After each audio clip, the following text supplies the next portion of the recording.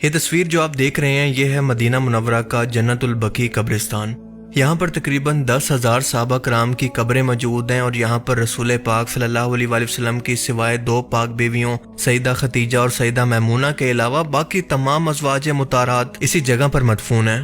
اسی قبرستان کے اندر جنتی خواتین کی سردار سیدہ فاطمہ رضی اللہ تعالیٰ عنہا بھی مدفون ہے اور یہیں پر رسول پاک صلی اللہ علیہ وآلہ وسلم کے لخت جگر ابراہیم اور آپ کے چچا عباس بھی اسی جگہ پر مدفن ہیں۔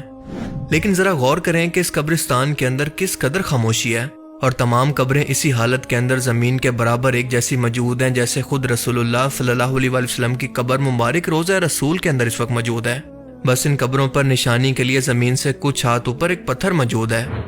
ایسا اس لیے ہے کیونکہ یہی اللہ کا دین ہے جو اللہ کے رسول اس امت کے لیے لے کر آئے تھے، اور اسی لیے آپ دیکھیں گے کہ نہ تو اس قبرستان کے اندر کوئی دربار بنا ہوا ہے، نہ کوئی مزار، نہ کوئی گنبد، نہ کوئی سالانہ عرس ہوتا ہے، نہ ڈھول کی تھاپ پر بھنگ اور چرس پی کر رقص ہوتے ہیں، نہ عورتیں بال کھول کر مردوں کے سامنے نیم برہنہ ہو کر ناچتی نظر آتی ہیں، نہ تو مرید الٹے لٹک کر کوئی کرتب دکھاتے ہیں، اور نہ کوئی رنگ برنگے جھنڈے یہاں پر موجود ہیں، نہ یہاں پر چندوں اور نذرانوں کے ڈبے جگہ جگہ پر نظر آتے ہیں، اور نہ چادروں کی صورت اور چڑاموں کی صورت پیسوں کو ضائع کیا جاتا ہے، اور نہ یہاں پر بدبو سے بھرے پھٹے ہوئے کپڑوں کے ساتھ نماز چھوڑ کر بھیک مانگتے ہوئے ملنگ نظر آتے ہیں، نہ ہی یہاں پر قبروں کو سجدے ہوتے ہیں، نہ منتیں مرادیں مانگی جاتی ہیں، نہ کوئی کیڑے مکوڑوں کی طرح رینگ کر دربار پر آتا ہے، نہ ہی امیر کی قبر پکی اور غریب کی کچی ہے، سب کی قبریں ایک جیسی ہیں، اور نہ ہی یہاں پر کوئی نئی نئی بدعات اور خرافات نظر آتی ہیں۔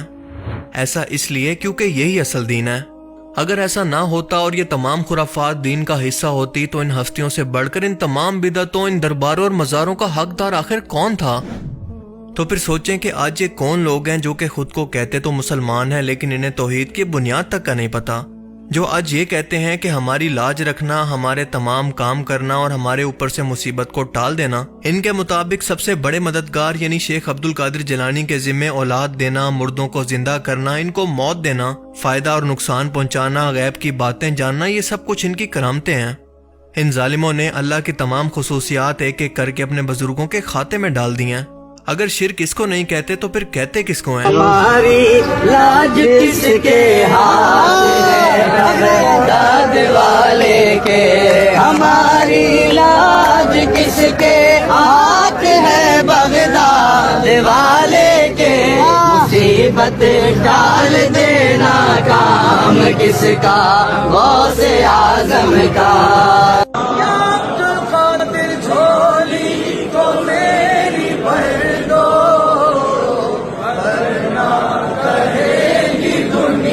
کیا وہ ایسوں کو شریک بناتے ہیں جو کچھ بھی پیدا نہیں کر سکتے اور خود پیدا کیے جاتے ہیں؟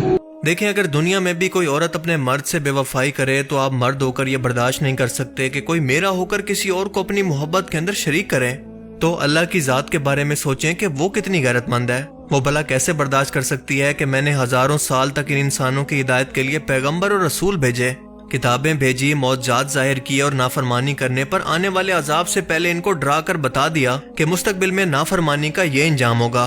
حساب کتاب سے متعلق ان کے آنے والے مستقبل کے بارے میں ایک ویڈیو فوٹیج پہلے ہی چلا کر ان کو خبردار بھی کر دیا۔ اب بھلا اس سے بڑھ کر اللہ کی ذات انسانوں کو کیسے سمجھاتی؟ لیکن پھر بھی یہ لوگ ہیں کہ شیطان کے پیچھے چل پڑے ہیں، اور اسی لیے اللہ قیامت کے دن یہ فرمائے گا کہ یہ لوگ تو میرے ہیں ہی نہیں، کیونکہ جس شیطان کے پیچھے یہ ساری عمر چلتے رہے یہ لوگ اسی شیطان کے ہیں۔ اور اس شیطان کے بارے میں بیان ہوتا ہے کہ وہ جہنم کے اندر آخری بار جب ان مشرکوں اور کافروں سے بات کرے گا تو کہے گا کہ میرا تم پر کوئی زور زبردستی نہیں تھی، تم لوگ اپنی مرضی کے مالک تھے، میں تو بس تمہیں وسوسے ڈالا کرتا تھا یا پھر مشورے دیتا تھا، جو کچھ بھی کیا تم نے خود اپنے ساتھ کیا، لہٰذا آج کے دن تم لوگ مجھے ملامت نہ کرو بلکہ خود کو کرو، میں نے اپنا کام کیا اور تم نے اپنا۔ کہتے ہیں کہ جہالت جتنی گہری ہوتی جائے اس جہالت سے جگانے والا شخص اس جاہل کو اتنا ہی برا لگتا ہے، اور آج یہی حال ان قبر پرستوں اور آج کل شیعہ کے اندر گھوڑوں سے بھی مدد مانگنے تک پہنچ چکا ہے۔ جو 11ویں والے کو اپنا پیر مانتے ہیں نا، وہی آج کمنٹ میں لکھیں گے یا غوث المدد۔ میرے دوستو، سندھ میں ایک ایسا تجربہ ہے جس کو ہم کہتے ہیں یہ گھڑیال پیر ہے، مطلب یہاں آپ اپنی گھڑی دے کے جاؤ اور آپ اپنی دعائیں منتیں مانگو، جو بھی ماننی ہے آپ کی پوری ہوگی۔ یہ ہے گھڑیال پیر۔ یہ دیکھیں ہر جگہ آپ کو گھڑیاں نظر آ رہی ہیں، یہ دیکھیں۔ ناظرین، ابھی آپ جس مزار شریف کی زیارت کر رہے ہیں، یہاں کی زندہ کرامت یہ ہے کہ سینکڑوں سالوں سے آج تک اس مزار شریف کے اندر سے پانی نکلتا ہے۔ جی بات بھی کرتے ہیں کہ ہماری ہیں۔ السلام علیکم یا امام حسین علیہ السلام، بی بی سکینہ کا واسطہ میری پروردگار میری مشکل احسان کرو، میری بچی کو تندرستی دے دیں، صحت دے دیں۔ ਇਹਦੇ ਥੱਲੋਂ ਅਕੀਦੇ ਦੇ ਤੌਰ ਤੇ ਲੋਕੀ ਲੰਘਦੇ ਨੇ, ਉਹ ਕੀ ਹੁੰਦੀ ਹੈ, ਕੀ ਚੀਜ਼? ਸ਼ਿਫਾ ਵਗੈਰਾ ਸਾਡਾ ਤੇ ਕੀਤਾ ਕਿ ਸਾਡੇ ਬੱਚਾ ਕੋਈ ਬਿਮਾਰ ਹੋਵੇ, ਕੋਈ ਵੱਡਾ ਬਿਮਾਰ ਹੋਵੇ, ਅਸੀਂ ਉਹ ਥੱਲੇ ਲੰਘਾਉਂਦੇ ਹਾਂ, ਮੌਲਾ ਨੂੰ ਸ਼ਿਫਾ। हालत ये हो चुकी है कि ये लोग इसे कोई रस्म या बिदत नहीं कहते बल्कि दीन का हिस्सा बना चुके हैं, जिस पर बात करना इनके नजदीक दीन इस्लाम की तौहीन है। जबकि हकीकत ये है कि इस्लाम का जब यही चेहरा गैर मुस्लिमों तक पहुंचता है तो वो मुसलमानों का मजाक उड़ाते हुए कहते हैं कि मुशरिको, हम लोग कम से कम तुमसे तो बेहतर हैं कि सिर्फ एक खुदा और इसके बेटे को रब मानते हैं, लेकिन तुम तो जो कब्र देखते हो इसके आगे गिरकर सजदे शुरू कर देते हो। अगर यही तुम्हारा इस्लाम है तो हमारा दीन तुमसे बेहतर है, हम क्यों इसको छोड़कर दीन इस्लाम को कबूल करें। आपको ये जानकर हैरत होगी कि शिर्क की ये फैक्ट्रियां मुल्क से बाहर भी शिफ्ट होकर इंटरनेशनल हो चुकी हैं।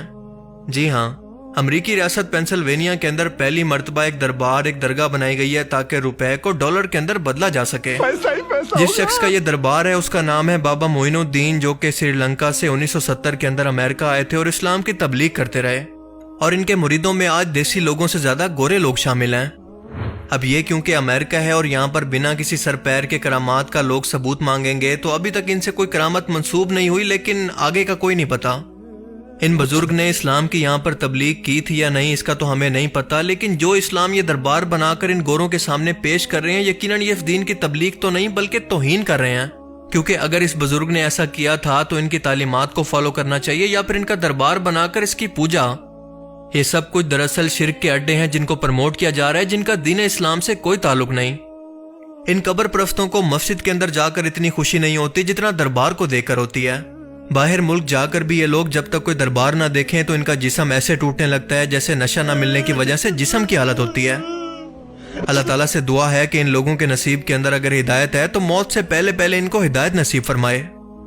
अल्लाह ताला हमें भी समझने की और नेक अमल करने की तौफीक अता फरमाए, आमीन। अल्लाह क्या नहीं पूछा जाएगा उर्स किया था कि नहीं, अल्लाह क्या नहीं पूछा जाएगा चादर चढ़ाया था कि नहीं, अल्लाह क्या नहीं पूछा जाएगा ताजिया बनाया था कि नहीं, अल्लाह क्या नहीं पूछा जाएगा नियाज फातिहा किया था कि नहीं। साफ साफ सुनो, और मैं सुन्नी इब्ने सुन्नी बोल रहा हूं, टुन्नी वाला काम नहीं, सुन्नी वाला काम। इसमें से एक बात अल्लाह के यहाँ नहीं पूछी जाएगी। ख्वाजा साहब के यहाँ कितने बार गए थे, कभी नहीं पूछा जाएगा। एक मजार पे एक चादर चढ़ाया था या 1000, बिल्कुल नहीं पूछा जाएगा। पीर साहब का हाथ पैर चूमा था कि नहीं, बिल्कुल नहीं पूछा जाएगा। उनको नजराना शुक्राना देख के राजी किया था कि नहीं, बिल्कुल नहीं पूछा जाएगा। तो फिर पूछा क्या जाएगा? पूछा जाएगा तो ये पूछा जाएगा तुमने नमाज पढ़ा था या नहीं। जो काम बिल्कुल जरूरी है उसे गैर जरूरी समझ लिया मुसलमानों ने, और जिस काम के बारे में कोई पूछताछ नहीं है उसको फर्ज समझ के ये कौम कर रही है। बाकी आप इस बारे में क्या सोचते हैं, अपनी कीमती राय का इज़हार कमेंट सेक्शन में जरूर करें। Thanks for watching this video. Allah Hafiz.